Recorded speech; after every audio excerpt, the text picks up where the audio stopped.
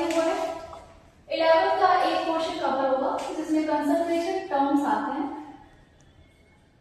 Concentration terms मतलब molarity, molarity, normality, बहुत सारे ऐसे टर्म्स आपने पढ़े हुए हैं क्लास 11 में, उसका रिवीजन करेंगे। पहले रिवीजन क्या मतलब अच्छे से पढ़ेंगे उसको भी। उसके बाद दूसरा टॉपिक हमारा आता है वेपर प्रेशर। वेपर प्रेशर के बारे में पढ़ेंगे। फिर one of the most important topic for me, for boards, for JEE, for everything, that is colligative property. कभी ऐसा नहीं हुआ है कि यहाँ से क्वेश्चन ना उठाया हो 2023 को छोड़ के। इस साल भी आया था, पिछले साल भी आया था, जो क्वेश्चन मैक्सिमम लोगों से लगा ही नहीं था। कॉलिगेटिव प्रॉपर्टीज में पहला टॉपिक है एलिवेशन एंड बॉइलिंग पॉइंट। दूसरा टॉपिक है डिप्रेशन एंड फ्रीजिंग पॉइंट।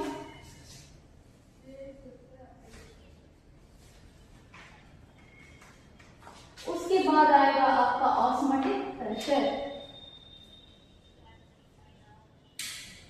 ठीक है, इसके बाद दो इंपॉर्टेंट टॉपिक्स और हैं, जो है एक went of factor, vents of factor, जो इसी में इंक्लूड होगा। इसका यूज इसमें होगा, इसमें होगा, इसमें होगा, तीनों में होगा। और एक और टॉपिक है solubility of gases. Henry's law. Henry एक साइंटिस्ट थे, उनके नाम पे ये लॉ आया था क्योंकि उन्होंने ही दिया था। सॉल्यूशन क्या होता है? Solution is a homogeneous mixture. Homogeneous mixture मतलब दो लोग आए, बराबरी से एक दूसरे से जुड़ गए कि कोई उन्हें जुदा ना कर पाए। क्या होता है होमोजेनस मिक्सचर? दो लोग आए, इस तरह से जुड़े कि उन्हें कोई जुदा ना कर पाए, मतलब बराबर से एक दूसरे में घुल जाते हैं। यूनिफॉर्मली डिस्ट्रीब्यूटेड भी इसको कह सकते हैं, यूनिफॉर्मली डिस्ट्रीब्यूटेड। ठीक है, क्या बोला मैंने? दो लोग आते हैं, एक दूसरे से जुड़ते हैं और उन्हें कोई जुदा नहीं कर पाता है, मतलब होमोजेनस मिक्सचर ऑफ टू और मोर सब्सटेंसेस।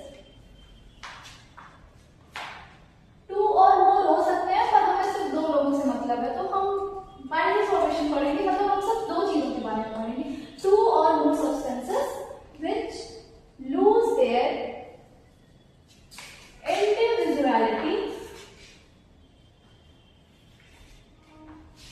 upon mixing। ठीक है, एंड जुदा नहीं हो सकते, can't be separated by simple methods, by simple methods. ठीक है, हम पढ़ेंगे बाइनरी सॉल्यूशंस के बारे में। बाइनरी सॉल्यूशंस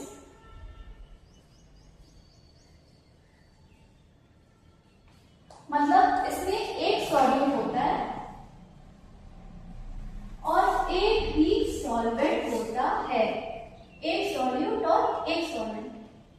पूरे चैप्टर में हम बाइनरी सॉल्यूशंस की ही बात करेंगे। सॉल्यूशंस में दो पार्ट होते हैं, पहला पार्ट होता है सॉल्यूट, दूसरा पार्ट होता है सॉल्वेंट। ठीक है, सॉल्यूट कम मात्रा में होता है, स्मॉल अमाउंट। ठीक है, सॉल्वेंट ज्यादा मात्रा में होता है, लार्जर अमाउंट। ठीक है, अब एक एग्जांपल लेते हैं, जैसे लिखा हुआ है 20% इथेनॉल। ठीक है, मतलब 20% इथेनॉल है और 80% पानी है। ठीक है, 20% इथेनॉल है, इथेनॉल कम है,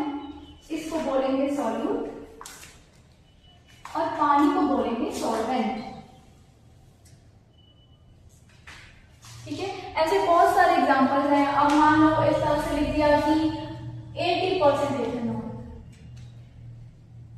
तो ऐसा नहीं है कि जो लिखा हुआ है वो सॉल्यूट ही है। 80% मतलब 80 ज्यादा है तो 80% इथेनॉल, इथेनॉल हो गया सॉल्वेंट, और 20% वाटर है तो वाटर हो गया सॉल्यूट। ठीक है, 50% हो सकता है, 60% हो सकता है, 40% हो सकता है, कुछ भी हो सकता है। 20% इथेनॉल, बंद हो गए, चलो बंद हो तक। सॉल्यूशन फाइनली जिस फॉर्म का हो जाए, फाइनली जिस स्टेट का हो जाए, ठीक है, वो होता है सॉल्वेंट। मान लो तुमने चीनी लिया और तुमने पानी लिया, ठीक है, चीनी किस फॉर्म में है, सॉलिड फॉर्म में, वाटर किस फॉर्म में है, लिक्विड फॉर्म में। इसको सॉल्यूशन बनाते हो तो क्या बनता है, सॉलिड रहता है कि पानी रहता है, पानी रहता है, तो मतलब यहाँ वाटर क्या होता है, सॉल्वेंट, और शुगर क्या होता है, सॉल्यूशन, सॉल्यूट। अब मान लो 80% नहीं दिया है, 20% नहीं दिया, तो तुम सिंपली सोचोगे कि कोई एक सॉलिड फॉर्म में है, कोई एक लिक्विड फॉर्म में है। फाइनली सॉल्यूशन बनाने के बाद अगर लिक्विड फॉर्म एग्जिस्ट कर रहा है तो जो पार्ट लिक्विड फॉर्म में था वो सॉल्वेंट था, और जो हमने सॉलिड फॉर्म में डाला वो सॉल्यूट। अब आते हैं कंसंट्रेशन टर्म्स में। कंसंट्रेशन टर्म्स, ठीक है, ये दो पार्ट के होते हैं, एक जिसमें वॉल्यूम का यूज होता है, वॉल्यूम डिपेंडेंट, और एक होता है वॉल्यूम जिसमें यूज नहीं होता, वॉल्यूम इंडिपेंडेंट। ठीक है, जो ये वॉल्यूम डिपेंडेंट वाला पार्ट है ये टेम्परेचर पे डिपेंड करेगा, टेम्परेचर डिपेंडेंट भी होता है। लेकिन ये जो वॉल्यूम इंडिपेंडेंट वाला पार्ट होता है इसमें वॉल्यूम यूज नहीं होता है, तो ये टेम्परेचर कुछ भी चाहे बढ़ा दो चाहे घटा दो इसको कोई फर्क नहीं पड़ेगा, ये टेम्परेचर इंडिपेंडेंट होता है। ठीक है, इसके examples percent volume by volume, percent weight by volume, molarity, normality, normality. इसके एग्जांपल्स हैं percent weight by weight, mole fraction,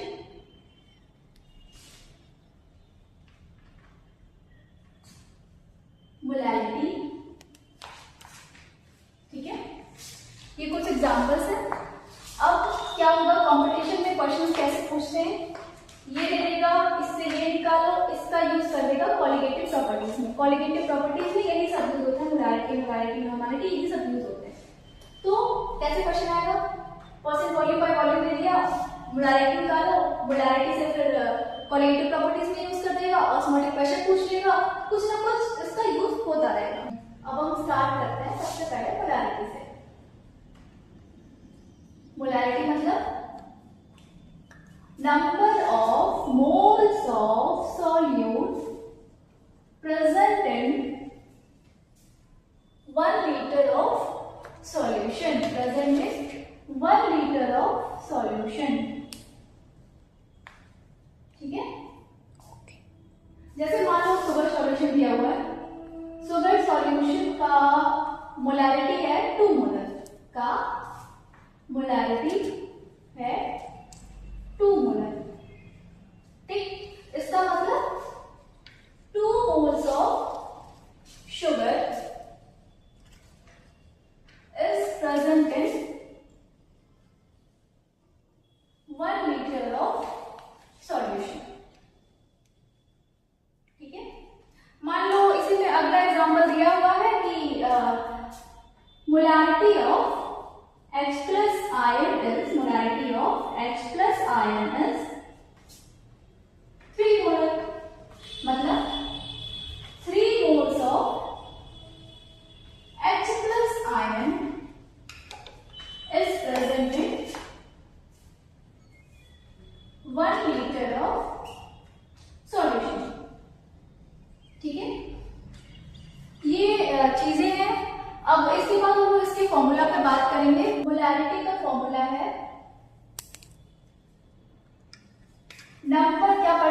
number of moles of solute present in 1 litre of solution. तो मतलब number of moles of solute upon volume of solution, volume of solution, ठीक है।